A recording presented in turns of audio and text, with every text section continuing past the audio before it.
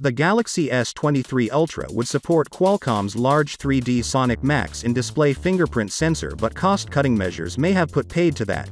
A photo showing was apparently the Samsung Galaxy S23 Ultra's protective glass has been shared online via known leaker Ice Universe, as well as revealing what appears to be a slightly flatter and less curved overall shape, which has frequently been rumored to be coming to the Galaxy S23 Ultra.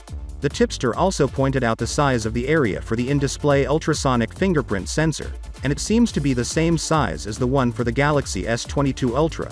The Galaxy S22 Ultra was fitted with a very quick Qualcomm 3D Sonic Sensor Gen 2 fingerprint rear, which takes a three-dimensional snapshot of the user's fingers.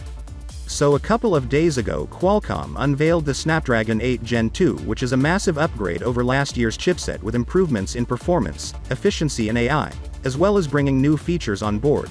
Now you see, Snapdragon chips aren't just exclusive to Samsung, and other Android OEMs also use this chipset, which means Samsung doesn't really have an advantage over their Android competitors when it comes to performance. But that will no longer be the case with the S23 lineup, because the Snapdragon 8 Gen 2 chip on the Galaxy S23 will be more powerful than what Samsung's Android peers will use, giving Samsung a real competitive advantage over their competition.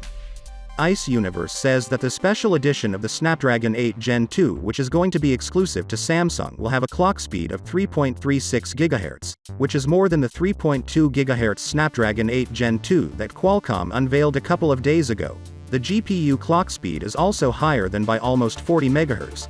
This is one of the reasons why Qualcomm didn't mention Samsung in the list of companies, because they are the only ones to using a special edition Snapdragon chips. The Snapdragon 8 Gen 2 is custom designed to handle the Samsung ISOCELL 200 megapixel sensors, meaning it will unleash an incredible camera performance on the Galaxy S23 Ultra, completely optimized. Along with this, Qualcomm says that you'll be able to take high-resolution photos with almost zero shutter lag, which is one of the key areas where Samsung needs to improve, so finally happening thanks to Snapdragon 8 Gen 2. So, with that being said, let me know your thought in the comment below. And if you are new here, please subscribe. Peace out.